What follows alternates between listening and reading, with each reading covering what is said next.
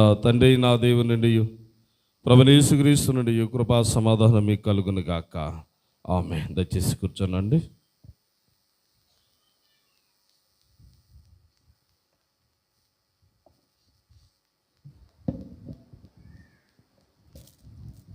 ఈ సాయంకాల సమయంలో ప్రభువారు మనకిటి శుభగడియను. చాలామంది లెంట్ అంటే ఆచారయుక్తంగా చేస్తారు, లేకపోతే మనకి బైబిల్లో అసలు ఈ యొక్క విషయమే లేదు కదా అని చాలా సందర్భాల్లో అనాలోచన పూరితమైన వ్యక్తులు చెప్పుకుంటూ ఉంటారు. అయితే వాస్తవంగా శిలువ భారాన్ని ప్రభు మోశారు. మరి శిలువ శ్రమ ధ్యానాల్లో మనము ప్రభుతో సాన్నిధ్యముగా సమీపముగా ఉండటానికి ఈ యొక్క లెంట్ అనేది ఆంధ్ర ఎవాంజలికల్ లూథరన్ చర్చిలో జరుగుతూ ఉంటుంది. మనమందరం కూడా ఇలా సమకూడి ప్రభువారిని ఆరాధించటం, సహవాసం కలిగి ఉండటం ఎంతో శ్రేష్టమైన భాగ్యంగా ఎంచుకోవాలి. అనేకులు మరి ఇటు యొక్క గొప్ప ఆధిక్యతను లేక ప్రభువాని అనటానికి కూడా నోరు లేని పరిస్థితిలో క్రైస్తవులు అని చెప్పుకునే వాళ్ళు ఉంటూ ఉన్నాం. మరి ఈ దినము శ్రమ సేవకుడు అనే ఒక గొప్ప అంశము ప్రభు మనకిచ్చాడు. సహజంగా చాలా మంది విశ్వాసులు జరుగుతుందంటే సేవకుని యొక్క పని చాలా సులువు. 6 దినములు ప్రశాంతంగా ఉండి ఏదో ప్రార్థనకు పిలిస్తే కదా వెళ్ళేది. 7వ దినమున ఆయనకి దేవుడు సర్వసమృద్ధిని ఇస్తున్నాడు కదా అని అనాలోచన చేస్తూ ఉంటాం. కానీ సేవలో చాలా గొప్ప కష్టముతో కూడిన పరిస్థితి ఉంది. మనం మరి సేవకుని కొంతమంది ఆదరించే వాళ్ళు ఉంటాం, ప్రేమించే వాళ్ళు ఉంటాం, కొంతమంది వ్యతిరేకించే వాళ్ళు ఉంటాం. అయితే ఇక్కడ విషయం ఏంటంటే దేవుడు ఏర్పాటు చేసుకున్నవాడు సేవకుడు, మనుషులు ఏర్పాటు చేసినవాడు కాదు. మనుషులు పిలిస్తే సేవకుడిగా అవటానికి లేదు. బాప్తిసం తీసుకున్నప్పుడు ఎలా అయితే హస్త నిక్షేపణ చేస్తారో ప్రభువు కూడా వారిని పిలిచి నా పని నిమిత్తమైన పాత్రగా ఎంచుకున్నాడు. అందుకని ఈ యొక్క సాయంకాల సమయంలో శ్రమ సేవకుడు అనే ఒక అంశం గురించి వెళ్ళే ముందు ఒక 2 మాటలు ప్రార్థనలు. ప్రేమగల తండ్రి, పరిశుద్ధుడా, నీ కృపలో జ్ఞాపకం చేసుకోనండి. సంఘము అందరినీ మీరు ప్రేమించి ప్రభువా మా యొక్క నోటిలో మీ మాటలు ఉంచండి, మీరే మహిమ పొందండి. మీ సిలువ చాట సంపూర్ణంగా నన్ను మరుగుపరిచి శ్రమ సేవకుడు అనే యొక్క అంశము నీ బిడ్డలైన వారు నేను చక్కగా దాన్ని గమనించి ఆ ప్రకారంగా మా జీవితాలు వెలుగులో నడిచినట్లుగా సహాయం చేయమని యేసు పరిశుద్ధ నామం ప్రార్థించి అడిగి వేడుకొనుచున్నాం తండ్రి. ఆమేన్.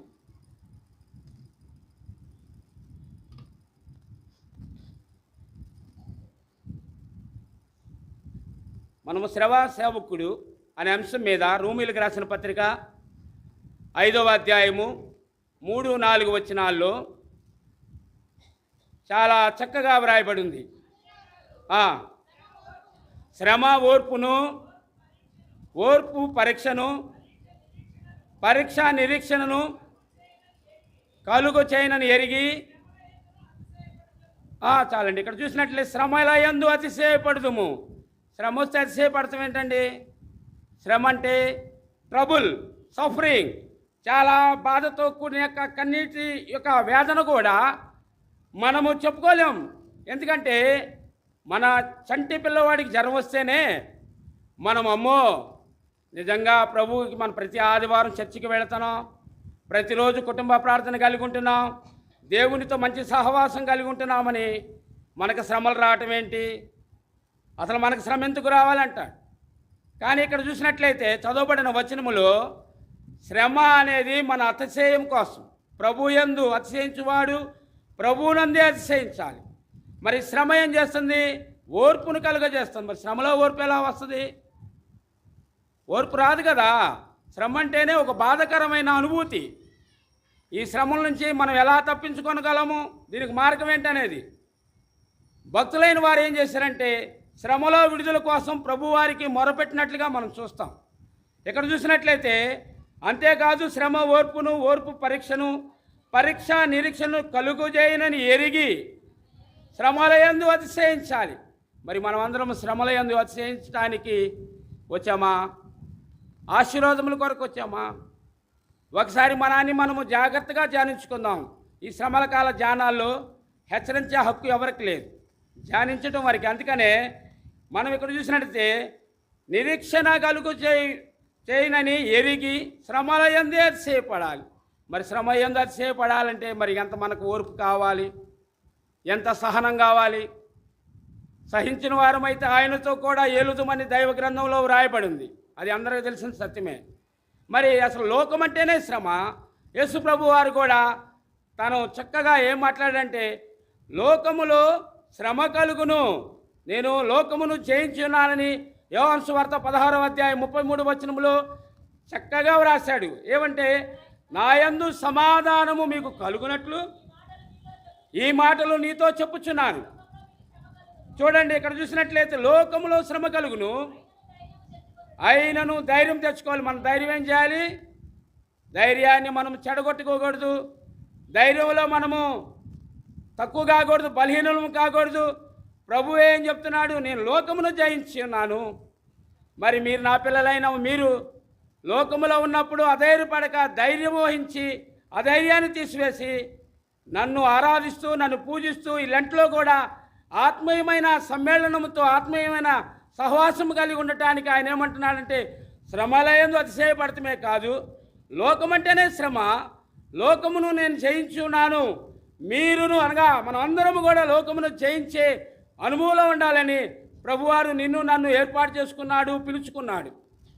ఈనాడు మన జీవితాల్లో ఇలాంటి గొప్ప వెలుగుంది అంటే ప్రభు యందు అతిశయించడం వల్ల వెలుగుంది. లేకపోతే మనమంతా చీకటిలో ఉన్నాం.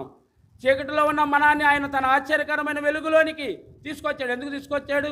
ఆయన గుణాతిశయములు ప్రచురపరచాలి. ఆయన నామాన్ని మనం సమస్త ప్రజల ఎదుట చక్కగా వివరణతో కూడి యొక్క సమాధానముతో కూడి మన యొక్క విధానాన్ని బట్టి వారు కూడా ప్రభులోకి వచ్చి ప్రభు యందు అతిశయించేటట్టుగా ఉండాలి. కానీ లోకములో మనం బలహీనమై అధైర్యపడి పిరికితనంగా ఉండి ప్రభు యొక్క ఎలా అయితే వాగ్దానం చేశాడు, నేను లోకమును జయించున్నాను, లోకములో నాకు జయ జీవితం ఉంది, మరణమును గెలిచాను, నేను ప్రతి చోట విజయుండై ఉన్నాను, అయితే మీరు అధైర్యపడవద్దు, మరలా నేను వస్తా, మిమ్మల్ని అనాథులుగా విడిచిపెట్టలా. మరి ఏం చేశాడు ప్రభు? వాగ్దానం చేస్తున్నాడు, నేను మరలా వస్తును. ఎందుకు వస్తాడు ఆయన?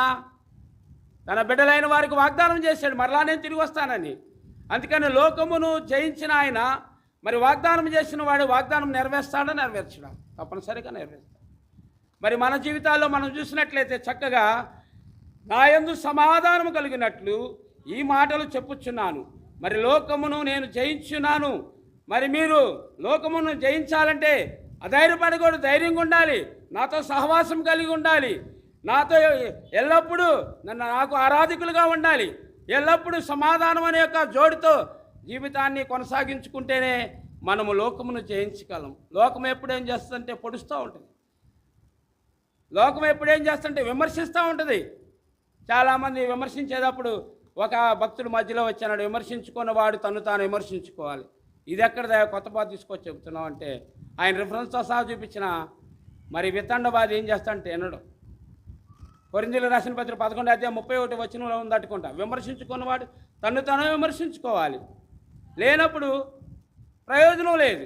మనం మనాన్ని మనం విమర్శించుకున్నప్పుడు మన సహజ మన యొక్క ముఖంలో ఉన్న యొక్క పరిస్థితులన్నీ సహజ అర్థంలో కనపడుతూ ఉంటాయి. మనం ఎలా ఉన్నాం, నిజంగా లోకముతో స్నేహిస్తున్నామా, లోకమును జయించేవారుగా ఉన్నామా? లోకాన్ని జయించేవారుగా ఉంటే క్రీస్తుతోటి వారసులుగా మన జీవితాన్ని వెలపించుకోవాలి. మనకు 20 రాని, 30 రాని, 60 రాని, 70 రాని.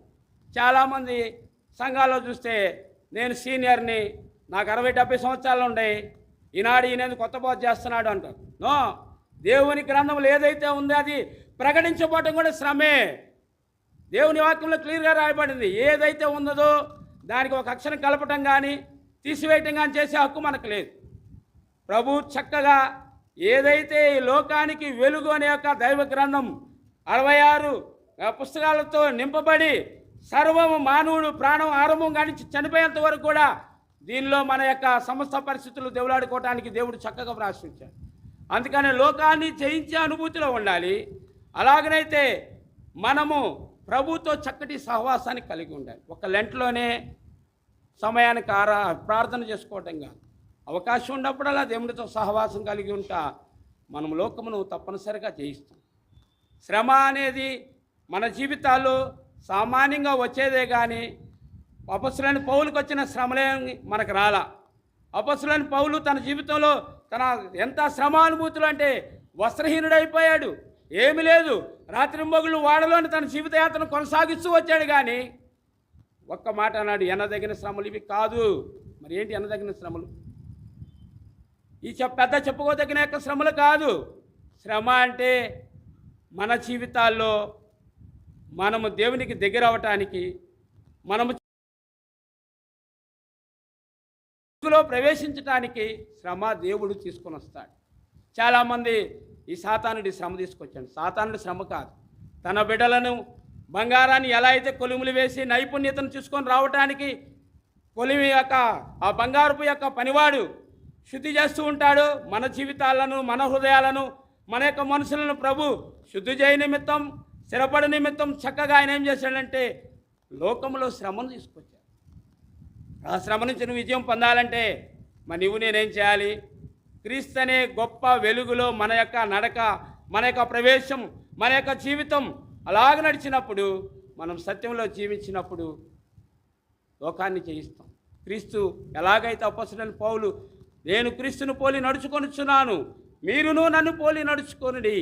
ఎప్పుడైతే క్రీస్తుని పోలి మనం నడుచుకుంటామో మనకు శ్రమైన, కష్టమైన, ఇరుకైన, ఇబ్బంది అయినా, ఎలాంటి పరిస్థితి అయినా సరే దేవుడు సునాయాసనంగా వాటన్నిటినీ ఎనదగిన శ్రమలు కాదని పౌలు ఎలా చెప్పాడు, మనం కూడా అలా చెప్పడానికి అవకాశం ఉంది. ఇలా రోమీయులకు రాసిన పత్రిక 8వ అధ్యాయం 35వ వచనంలో క్లియర్గా వ్రాయబడింది. క్రీస్తు ప్రేమ నుండి మనలను ఎడబాపు వాడెవడు? శ్రమ అయినను, బాధ అయినను, హింస అయినను, కరువైనను, వస్త్రహీనత అయినను, ఉపద్రవమైనను, ఖడ్గమైనను మనల్ని ఎడబాపు వాడెవడు? చూసినట్లయితే ఇక్కడ పౌలు తన జీవితంలో తను అనుభవించిన దాన్ని చక్కగా చెప్తున్నాడు. ఈ శ్రమలు ఎనదగినవి కాదు, ఈ పెద్ద గొప్ప శ్రమలు కాదు. నేను సముద్రంలో, వాడలో రాత్రింబగళ్ళు కూడా శ్రమ అనుభూతిని అనుభవించాను. కానీ నా ప్రభు నాకు నేను భరించలేనంత శ్రమ పెట్టలే. నేను ఎంత అయితే శ్రమ అనుభవించగలుగుతానో అంత మాత్రమే శ్రమను దేవుడు నాకు అనుమతించాడు. దేవుడు అనుమతిస్తేనే మనం నడవగలం. దేవుడు మనకి ఏదైనా ఒక నూతనమైన పరిస్థితి ప్రసాదించాడంటే ఆయన ఆర్డర్ ఇస్తేనే, లేకపోతే లేదు. అందుకని ఇక్కడ ఏమన్నా రాయబడిందంటే క్రీస్తు ప్రేమ నుంచి శ్రమ ఎడబాపదు, ఖడ్గమైనను, ఉపద్రవమైనను. అంటే సముద్రంలో రాత్రింబగళ్ళు అపొస్తలుడైన పౌలు తన జీవితంలో ఎంతో శ్రమను అనుభవించినా నాకు ఇది పెద్ద లెక్కలో శ్రమ కాదు, నాకు క్రీస్తు యొక్క ప్రేమను ఎవడు ఎడబాపగలడు అంటున్నాడు. మరి మనల్ని ఎవరైనా ఎడబాపే వాళ్ళు ఉంటారా? క్రీస్తు ప్రేమలో మనము చక్కగా నడిచినట్లయితే చక్కని మార్గము, తిన్నని మార్గము హోషేయ గ్రంథంలో రాయబడింది. మరి అలాంటి చక్కని మార్గంలో నడిచే అనుభూతి మనకు ఉన్నట్లయితే ఈ యొక్క శ్రమ పెద్ద అనుభూతి ఏం కాదు. లోకములో ఎన్నో శ్రమలు, ఎన్నో పరిస్థితులు వస్తాయి. మరి ఈ లోకంలో ముఖ్యమంత్రి స్థాయి చేసినోడు కూడా ఆటోమేటిక్గా కొన్ని పరిస్థితుల నుంచి ఓటమి గెలుపు అనేది ఉంటుంది.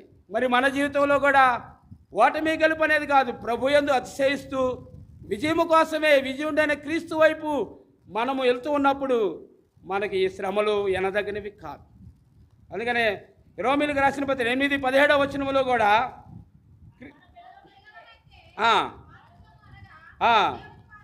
దేవుని వారలం క్రీస్తుతో కూడా ఆయనతో శ్రమపడిన ఎడల, చూడండి శ్రమ అనేది దేనికి తీసుకొస్తున్నాడు ప్రభు? తనతోటి వారసులుగా ఉండటానికే శ్రమ తీసుకొస్తున్నాడు. తర్వాత చదుమా. మన ఎడల ప్రత్యక్షము కాబోవు మహిమ ఎదుట చూడండి, ఇప్పటి కాల శ్రమలు ఎనదగినవి కాదు. మరి చాలుమా. ఇక్కడ చూసినట్లయితే క్రీస్తుతో కూడా మహిమ పొందుటకు, ఆయన మహిమ పొందాలంటే తప్పనిసరిగా ఆయనతో శ్రమపడిన ఎడల, ఆయన సమస్త యొక్క లోకంలో ఉన్న సమస్త శ్రమను అనుభవించి ఆయన శ్రమ నుంచి విడుదల పొంది ఆయన తన యొక్క తండ్రి ఏదైతే అప్పగించాడో ఆ సిలువలో తాను పెట్టిన ప్రాణము, వెల కట్టలేని ఆ యొక్క కార్చిన రక్తము ఎంతో విలువ కట్టలేని పరిస్థితి. ఈరోజు కూడా ప్రపంచమంతా జ్ఞానులు కూడా ఆ రక్తానికి వెలకట్టలేకపోయాడు. మరి మనమైతే ఒక్క రక్త బిందు పోతే అమ్మో అయ్యో అని చెప్పేసి ప్రాణం ఎక్కడ పోతుందని చెప్పేసి నాకైతే నేను అలానే అనుకుంటాను. మరి మీరు ఎలా అనుకుంటున్నారు? కానీ ఇక్కడ ప్రభువారు తన రక్తాన్ని, వెలకట్టలేనంత రక్తాన్ని చివరి నీటి బిందువుల వరకు కూడా కార్చినట్లుగా మనం చూస్తాం. మరి అట్లాంటి ప్రేమామయిని, అలాంటి ఆదరణకర్తని, అలాంటి మార్గదర్శిని మనము ఎదుట ఉంచుకోవటం కాదు, మనం ఆయనని వెంబడించేవారుగా ఉండాలి. అప్పుడే మనకి ఈ శ్రమ అనేది ఎనదగినది కాదు. ఈ భూలోకంలో శ్రమలు వస్తూ ఉంటాయి, వెళ్ళిపోతూ ఉంటాయి. మనిషి యొక్క దేహం గనక, ఆ యొక్క ప్రాణం ఎలా అయితే పాము గనక కుసుమును విడిచినో ప్రాణం అలా వెళ్ళిపోతే దేహాన్ని ఎలా విడిచిపెట్టింది, అలానే శనుభంగరము ఉద్దేశం ఏంటంటే ప్రభువుని ఎప్పుడైతే శ్రమ వచ్చిందో, నేను శ్రమలో మొరపెట్టి తిని, ఎందుకు మొరపెట్టాను? వాక్యం అనే యొక్క వృద్ధిలోనికి నేను వెళ్ళడానికి, వాక్యము నేను చదువుకొనడానికి క్లియర్గా రాయబడింది. 119వ కీర్తన 67వ వచనంలో పట్టుకుంటా. చూడండి, ఇక్కడ చూసినట్లయితే శ్రమ కలగనప్పుడు నేను త్రోవ విడిచితిని. చూడండి, ఇప్పుడైతే నీ వాక్యమును అనుసరించి నడుచుకొని చాలమ్మా. ఇక్కడ గమనించినట్లయితే శ్రమలో నేను త్రోవ విడిచితిని. ఇప్పుడైతే శ్రమ వచ్చినప్పుడు వాక్యం గుర్తుకొస్తుంది, ప్రభు గుర్తుకొస్తాడు, సేవకుడు గుర్తుకొస్తాడు, లేకపోతే తోటి సంఘపెద్దలు గుర్తుకొస్తారు, లేకపోతే తోటి విశ్వాసులు గుర్తుకొస్తారు. ఎవరు నా కోసం ప్రార్థన చేయటానికి రాలా. మరి నీకు జ్వరం వచ్చినప్పుడు ప్రభు ఆల్రెడీ నీకు కనపడకుండా వచ్చి ప్రార్థన చేసి వెళ్ళాడేమో. నిరీక్షణ లేని మనము ఇతరుల వల్లే మన జీవితాన్ని వెలబుచ్చకూడదు. ఎలా ఉండాలంటే ఆయన నన్ను కనుపాప వల్లే కాస్తూ ఉంటాడు. శ్రమ అయినా, బాధ అయినా, కరువైన, వస్త్రహీనత, ఉపద్రవమైనా సరే నా జీవితంలో వెలుగునిచ్చేవాడు ప్రభువే. అందుకని ఇక్కడ మనము త్రోవ విడిచినప్పుడు వాక్యం గుర్తుకొస్తాం. ఎందుకు? శ్రమ అంటేనే ఆరంభం అవుతుంది. 71 కూడా ఒకసారి చదవమ్మా. 119. చూడండి, ఇక్కడ చూసినట్లయితే శ్రమ అనేది దేవుడు ఎందుకు తీసుకొస్తున్నాడండి? నీ కట్టడలు నేర్చుకున్నట్లు శ్రమ నొందినుట నాకు మేలాయను. శ్రమ నొందట మేలు అవటం ఏంటండి? శ్రమ వస్తే మనం బాధపడతాం, కానీ ఎవరైనా హర్షిస్తామా? శ్రమ వస్తే ఎవరైనా మరి నాట్యం చేస్తాం దావీదులాగా? చేయమే. శ్రమ వస్తే ఎందుకు నాకు ఈ బాధ పెట్టాడు యేసు ప్రభు, నేను వాక్యం చెప్పా కదా సోదరం చర్చిలో, లేకపోతే నేను నడి రోడ్లో సువార్త చేసా కదా, లేకపోతే నేను సేవకుని గౌరవిస్తున్నా కదా, సంఘ పెద్దలను గౌరవిస్తున్నా కదా, మరి ఏంటి నాకు ఈ శ్రమ? నేను ఆయన కట్టడలను అనుసరించడానికి, ఆయన వాక్యములో నేను దినదిన అభివృద్ధిని పొందడానికి శ్రమ అనుభూతిని దేవుడే తీసుకొచ్చి పెడుతున్నాడు. మరి మనమందరము ప్రభు కోసము శ్రమించటానికి, ప్రభు కోసము ఆయనతో మనం కూడా శ్రమపడినలా మనము ఎలాంటి యొక్క ఆశీర్వాదాలు పొందుతామంటే చెప్పనాశక్యము కానీ మహిమాయుక్తమైన సంతోషంతో కూడిన యొక్క ఆశీర్వాదాలు మన కుటుంబాలకు దేవుడు అనుగ్రహిస్తాడు. అందుకనే 119, 67, 71 వచనాలు మన జీవితాలు ఎప్పుడు వెలుగుగా ఉంటుంది. 119:50 అయితే నీ పాదములకు ద్వీపము, త్రోవకు వెలుగై ఉన్నది. ఆయనే మన త్రోవ, ఆయనే మనకు వెలుగు, ఆయనే మనకు రక్షణ. ఈ లోకంలో మరి ఎవరి వల్ల కూడా మనకు శ్రమను తీసివేయడానికి, శ్రమను తీసుకొని రావడానికి అధికారం ఎవరికి లేదు. ప్రభువే మనల్ని శుద్ధి చేయ నిమిత్తం ఆయన కృపా రక్షణను మనం స్థిరపడి బలపరచడానికి ప్రభు తన యొక్క పరీక్షను పెడుతున్నాడు. మరి ఈ పరీక్షల్లో ప్రభుకి మనము అనుకూలమైన వారుగా, ప్రభుకి ఇష్టలైన వారుగా, ప్రభు కట్టలను అనుసరించి నడిచేవారుగా మరి మన జీవిత వెలుగులో అలాగూ కొనసాగితే మనకు గొప్ప రక్షణ భాగ్యము ఈ యొక్క లెంట్లో ఈరోజే ప్రభువు మనకి ప్రసాదించవచ్చు. ఏదైతే జరగదో అది దేవుడు చేయొచ్చు.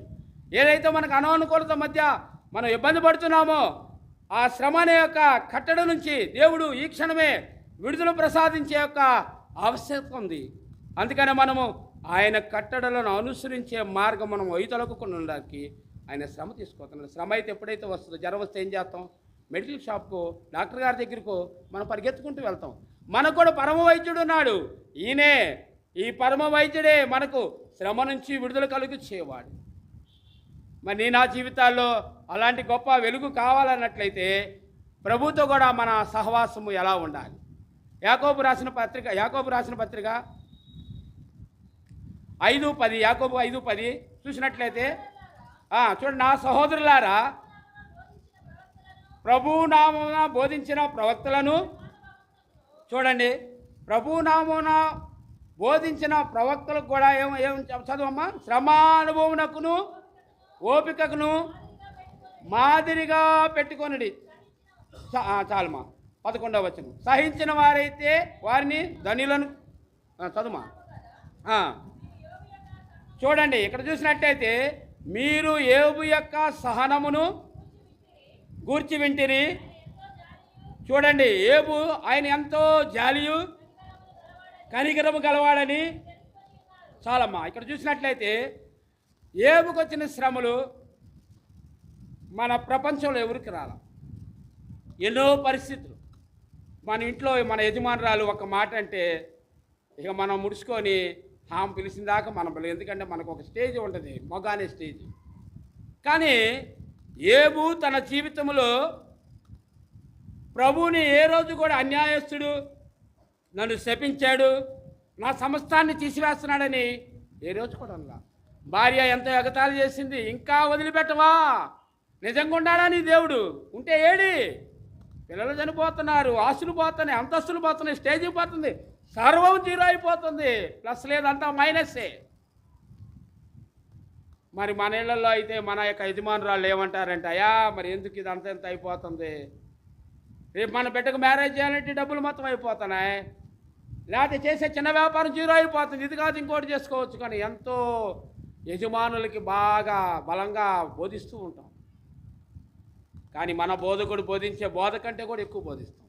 కానీ యోబు తన జీవితంలో ఎంత కనికరం గలవాడంటే, ఎంత శాంతం వహించిన వాడైతే, ఎంత తగ్గించుకొని తను చెలపెంకుతో గీక్కున్నప్పుడు కూడా నా ప్రభు అన్యాయస్తుడు కాదని ఆయన చక్కగా తేటతలంగా సాక్ష్యం ఇస్తున్నాడు. మరి ఈరోజు మనము నా ప్రభు నాకు శ్రమ నుంచి విడుదల కలిగజేస్తాడు, శ్రమలో నాకు గొప్ప వెలుగును తీసుకొస్తాడు. నేను ఒకప్పుడు చీకటిలో జీవించా, అంధకారమైన సంబంధమైన వెలుగులేని యొక్క పరిస్థితిలో ఉన్నాను. కానీ చీకటి నుంచి ఆశ్చర్యకరమైన వెలుగులోనికి నా దేవుడు ఎందుకు తీసుకొచ్చాడంటే ఆయన గుణాతిశయాలు ప్రచురపరచడానికి. మరి ఆయన గుణాతిశయాలు ప్రచురపరచాలంటే యోబు తగ్గించుకున్నాడు. ఇప్పుడు వచ్చి చెప్పి ఆయన కూడా తగ్గించుకోమని చెబుతున్నాడు. మనం ఏం చేయాలని ప్రశ్న వేసుకుంటున్నారా? లేదు, దేవుని యొక్క గ్రంథంలో చక్కగా యోబు గురించి ఆ కల్వరిశిలో తండ్రి వీరేమి చేయించున్నారు, వీరు ఎరుగురు కనుక వీరిని క్షమించమంటున్నాడు. మనం ఎంత తప్పులు చేసినా, ఎంత ఒప్పులు చేసినా ఇంకా క్షమిస్తూనే ప్రభు వెళ్తున్నాడు. కానీ మనమైతే చక్కగా నేర్చుకోవాల్సింది ఏంటంటే, చీకటి వెళ్ళిపోయింది, వెలుగు వచ్చేసింది, వెలుగు సంబంధులుగా మనం జీవించాలని ఆయన కోరుకుంటున్నాడు. అలాంటప్పుడు మనం వెలుగులో నడుద్దాం. ఈ యొక్క లెంట్లో దేవుడు ఎలాంటి శ్రమ అనుభవంలో ఆయన మనకు ఆశీర్వాదాలు ప్రసాదించాడంటే, ఆయన శిక్షింపబడ్డాడు మన కోసం. పాపం ఎరగల పవిత్రుడిగా ఉన్నాడు, ఆయన నిష్కల్మషుడుగా ఉన్నాడు, పాపులు ఎక్కడ సహవాసం చేయలా. అందుకని ఈ యొక్క సాయంకాల సమయంలో చూసినట్లయితే అపొస్తలుల కార్యం 14:22 వచనం కూడా ఒకసారి చదవండి. శిష్యుల మనుషులను దృఢపరిచి, చూడండి ఇక్కడ, శిష్యుల మనుషులను దృఢపరిచి విశ్వాసమందు నిలకడగా ఉండవలనని అనేక శ్రమలు, ఒక శ్రమ కాదు, రెండు కాదు, అనేకం అంటే లెక్క ఉందండి? లెక్కలేదు. 100, 200, 1000 కాదు, జీవితకాలం కూడా ఉండొచ్చు. చదువుమా.